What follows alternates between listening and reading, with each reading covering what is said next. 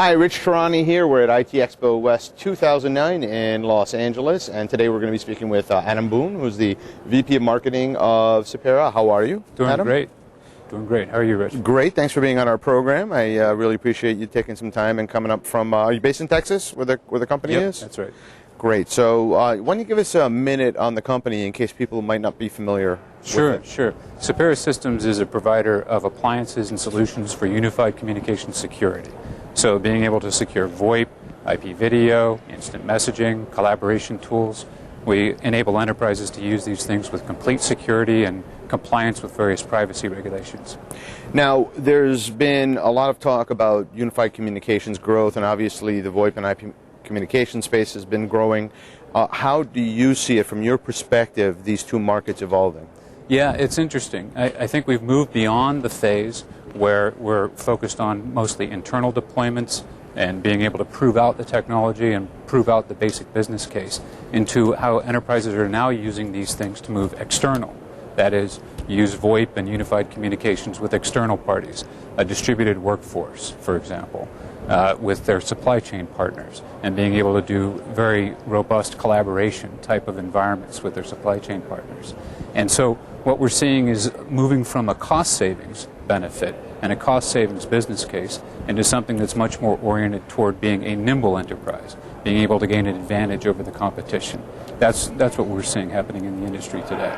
And so I would imagine that in that kind of scenario, there's just more ways for attackers to infiltrate a company. There's that. Most certainly, there are new avenues and gaps that open up that you must protect against. So your security architecture needs to be properly poised to prevent those types of attacks. But in addition, you need to be able to do things like ensure the privacy of communications. A great example is the distributed call center. So several of our customers have started deploying distributed call centers, where they have call center representatives who are based anywhere in the world, working out of a remote office, working out of their homes. And the reason that the customers want to do this is so they can do proficiency-based routing of calls. Someone calls into the call center, and their call goes to the right call center representative who knows how to solve their problem. Well, you can't do that unless the call can be completely private, especially if you're dealing with things like healthcare information. Sure. If HIPAA. you're dealing with HIPAA, banking, GLBA, Sarbanes-Oxley, you need to be able to provide rock-solid security for that communication out to the call center representative no matter where they are.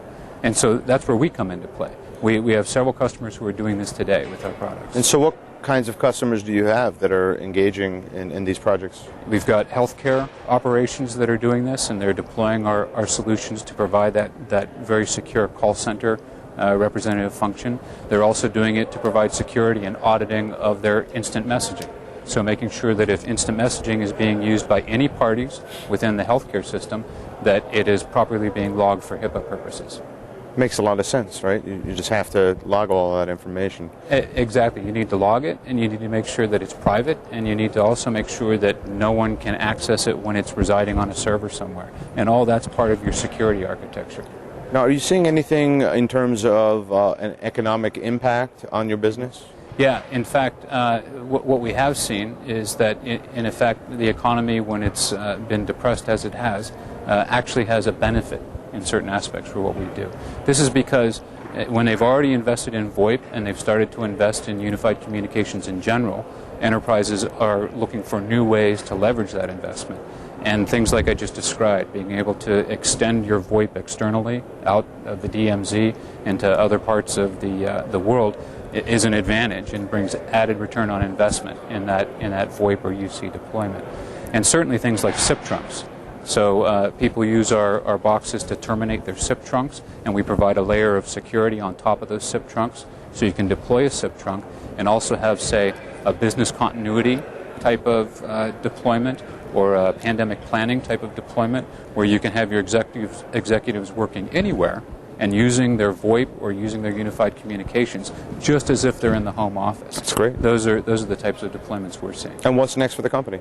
We're going to be moving into further into unified communication security, and as the enterprises start moving more aggressively into things like video and being able to layer video on top of this established VoIP and unified communications infrastructure, we're going to be providing security for that.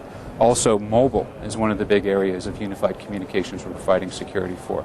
The next logical step, once you've been able to secure to wired phones, is to move out to mobile devices and smartphones. So we're going to be making a lot of noise around those things very soon. That's very exciting.